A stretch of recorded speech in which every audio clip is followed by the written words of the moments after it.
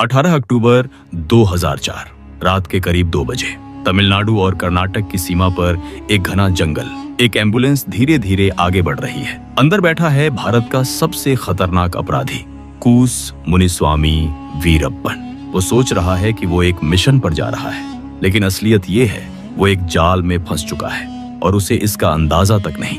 ये सिर्फ एक एनकाउंटर की कहानी नहीं है, ये 20 साल की उस जंग की कहानी है जो जंगलों में, थानों में, खुफिया कमरों में और इंसानी दिमागों में एक साथ लड़ी गई। ये कहानी है उस आदमी की जिसने 100 से ज्यादा लोगों को मौत दी, पुलिस वालों को, वन अधिकारियों को, निर्दोष गांव वालों को। और ये कहानी है उन लोगों की जिन्होंने ठान लिया था, चाहे कितना भी वक्त लगे, चाहे कितनी भी जानें जाएं, वीरप्पन को खत्म करना है। तो सवाल ये है, आखिर 20 साल तक भारत की पुलिस, एसटीएफ और खुफिया एजेंसियां मिलकर भी इस एक आदमी को क्यों नहीं पकड़ पाई? और जब पकड़ा तो कैसे?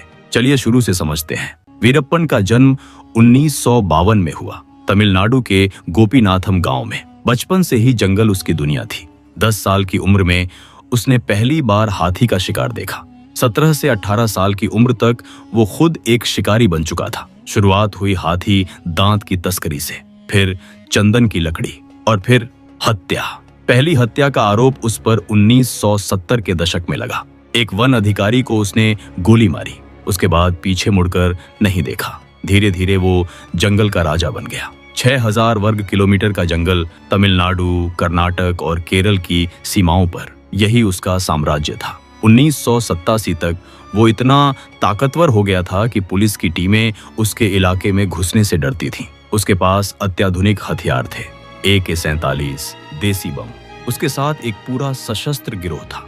लेकिन उसकी असली ताकत हथियार नहीं थी, उसकी असली ताकत थी जंगल की जानकारी। वो उन रास्तों को जानता था जो किसी नक्शे पर नहीं थे। वो जानता था कि किस मौसम में कौन सी नदी कहां से पार होती है। वो जानता था कि पुलिस की गश्त कब और कहां होती है। वो कभी एक जगह नहीं रुकता था, हर 2-3 दिन में ठिकाना बदलता था। और स्थानीय आदिवासी समुदाय जो उससे डरते थे या जिन्हें उसने अपनी तरफ कर लिया था, वो उसे हर पुलिस मूवमेंट की खबर देते थे। 1990 में कर्नाटक सरकार ने स्पेशल टास्क फोर्स यानी STF बनाई।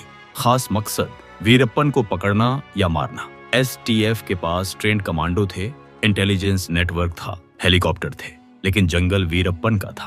पहले कुछ सालों में STF ने कई ऑपरेशन किए और हर बार वीरप्पन हाथ से निकल गया। कभी कभी तो ऐसा लगता था जैसे उसे पहले से पता चल जाता था। अप्रैल 1993 में एक घटना हुई जिसने पूरे देश को हिला दिया। STF के एक ऑपरेशन में वीरप्पन के गिरोह ने घात लगाकर हमला किया। 22 पुलिसकर्मी मारे गए। इनमें कर्नाटक STF के DIG हरिकृष्ण और SSP शक्ति गणेश कुमार भी थे। ये सिर्फ एक झड़प नहीं थी, ये एक संदेश था। वीरप्पन कह रहा था, मैं अजेय हूँ। इस घटना के बाद सरकारें हिल गईं। दोनों राज्यों में राजनीतिक दबाव बढ़ा, लेकिन जंगल में हालात नहीं बदले। वीरप्पन और भी दुस्साहसी हो गया। 1997 में उसने एक काम किया जिसने उसे इंटरनेशनल खबरों में ला दिया। उसने कर्नाटक के पूर्व मंत्री H नागप्पा का अपहरण किया। मांग थी उसके साथियों की रिहाई और कई राजनीतिक मांगे। नागप्पा 100 दिन से ज्यादा जंगल में बंधक रहे और अंत में उनकी मौत हो गई। वीरप्पन ने कहा वो बीमारी से मरे। पुलिस का कहना था ये हत्या थी। ये अपहरण एक टर्निंग पॉइंट था। अब तक वीरप्पन एक डकैत था, अब वो एक पॉलिटिकल होस्टेज टेकर बन गया था। मामला और जटिल हो गया। लेकिन सबसे बड़ा झटका आया 2000 में।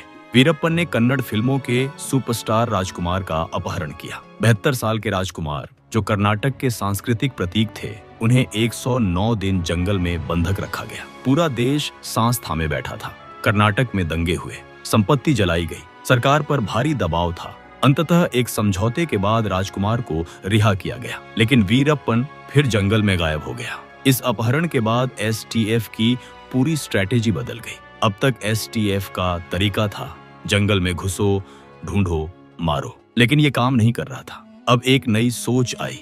जंगल में वीरप्पन को ढूंढने की बजाय उसे जंगल से बाहर निकालो। और इसके लिए जरूरत थी एक ऐसे आदमी की जो वीरप्पन के दिमाग को समझे। वो आदमी था कि विजय कुमार। विजय कुमार IPS अधिकारी थे, तमिलनाडु STF के प्रमुख बने। उन्होंने पहले दिन से एक बात समझ ली, वीरप्पन को उसकी अपनी कमजोरियों से मारना होगा। वीरप्पन की कमजोरी क्या थी? पहली, उसका अहंकार, वो मानता था कि वो अजेय है। दूसरी, उसकी राजनीतिक महत्वाकांक्षा, वो तमिल अस्मिता का प्रतीक बनना चाहता था।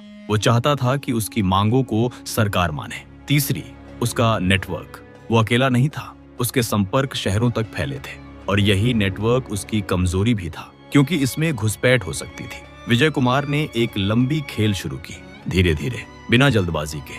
पहला काम था वीरप्पन के नेटवर्क में खुफिया एजेंट घुसाना। ये काम महीनों में नहीं, सालों में हुआ।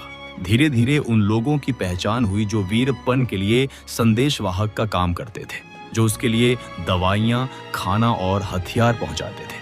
दूसरा काम था वीरप्पन की मानसिकता को समझना। विजय कुमार ने उसकी हर पुरानी कार्रवाई का विश्लेषण किया। कब और क्यों उसने अपहरण किया, कब और क्यों उसने हत्या की, उसका पैटर्न क्या था। और एक बात साफ हुई, वीरप्पन हमेशा एक डील के लिए तैयार था। अगर उसमें उसकी शर्तें हों तो प्लान बना, उसे एक ऐसी डील की तरफ खींचो जो उसे असली लगे, जिसमें उसकी पॉलिटिकल मांगें शामिल हों।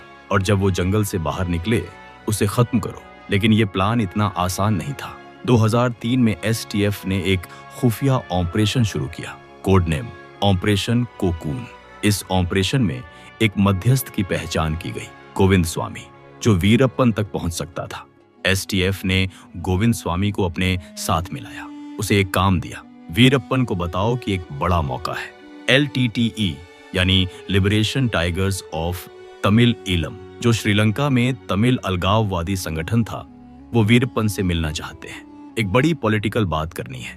ये वीरप्पन के लिए एक सपने जैसी खबर थी। वो हमेशा खुद को तमिल अस्मिता का योद्धा बताता था। एलटीटीई से कनेक्शन, ये उसकी पॉलिटिकल लीजिटिमेटी को एक नई ऊंचाई देता। वो मान गया, लेकिन बात इतनी आसान नहीं थी। वीरप्पन पागल नहीं था, वो बेहद सतर्क था। उसने कई शर्तें रखी। मीटिंग का समय, जगह, लोगों की संख्या, सब उसकी मर्जी से होना था। हर बार जब कोई बात तय होती, वो पलट जाता। महीनों बीत गए, एसटीएफ धैर्य रखे रही।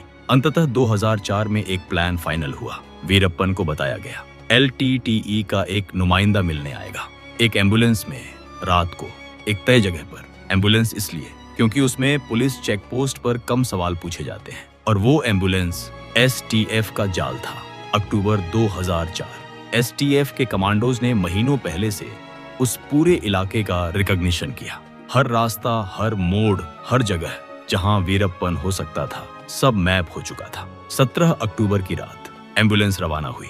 उसमें एसटीएफ के डिस्गाइज्ड ऑफिसर्स थे, जो एलटीटीई के एजेंट्स बनकर बैठे थे। एम्बुलेंस के पीछे और आगे सादे कपड़ों में कमांडो, जंगल के किनारों पर और भी कमांडो। पूरा एरिया साइलेंटली घेर लिया गया था। 18 अक्टूबर को रात के करीब 2 बजे धर्मपुरी जिले के पापी रेड्डी पट्टी के पास एम्बुलेंस रुकी। वीरप्पन अपने 3 साथियों के साथ बाहर आया और तभी एसटीएफ ने एक्शन लिया। मुठभेड़ हुई। वीरप्पन और उसके तीनों साथी मारे गए। 20 साल, हजारों पुलिसकर्मी, करोड़ों रुपए, दर्जनों ऑपरेशन और अंत में एक एम्बुलेंस, एक झूठ और एक रात। लेकिन यहीं पर कहानी खत्म नहीं होती। जब यह खबर आई तो कई सवाल उठे। क्या ये सच में एक एनकाउंटर था या एक प्लान्ड एग्जीक्यूशन? क्योंकि एसटीएफ खुद जानती थी वीरप्पन को जीवित पकड़ना लगभग नामुमकिन था, और अगर वो पकड़ा जाता तो उसका ट्रायल, जिसमें 100 से ज्यादा हत्याओं के सबूत होते, सालों चलता। कई राजनेताओं के नाम सामने आते, कई असुविधाजनक सच निकलते। इसीलिए कुछ लोगों ने सवाल किया, क्या वीरप्पन को डेलिबरेटली मारा गया? क्या उसे कभी पकड़ने का इरादा था? ये सवाल आज भी पूरी तरह नहीं सुलझे, लेकिन एक सच है जो बदलता नहीं। वीरप्पन ने 184 हाथियों को मारा, सिर्फ उनके दांतों के लिए। उसने 10,000 से ज्यादा पेड़ काटे, 138 लोगों की हत्या की, जिनमें 60 से ज्यादा पुलिसकर्मी थे। उन परिवारों के लिए जिन्होंने अपने लोग खोए। 18 अक्टूबर 2004 की वो रात एक राहत थी। विजय कुमार को उनके काम के लिए बाद में कीर्ति चक्र दिया गया, भारत का दूसरा सबसे बड़ा शांतिकाल वीरता पुरस्कार। लेकिन इस पूरी कहानी में सबसे बड़ा सबक क्या है? वीरप्पन को उसकी ताकत नहीं मारी, उसकी ताकत जंगल का ज्ञान, हथियार, नेटवर्क, वो सब आखिर तक उसके साथ था। उसे मारा उसके अहंकार ने। उसने सोचा वो इतना बड़ा हो गया है कि एलटीटीई भी उससे मिलना चाहती है। उसने सोचा वो इतना चालाक है कि कोई उसे ट्रैप नहीं कर सकता। और यही उसकी आखिरी गलती थी। जो आदमी 20 साल तक जंगल में अजेय रहा, वो एक एम्बुलेंस के झांसे में आ गया। क्योंकि असली जंगल जंगल में नहीं था, असली जंगल इंसानी दिमाग में था। और उस जंगल में STF जीती। अगर इस तरह की सच्ची और अनसुनी कहानियां आपको पसंद आती हैं तो इस वीडियो को लाइक करें, चैनल को सब्सक्राइब करें और अपने दोस्तों के साथ शेयर करें। जय हिंद।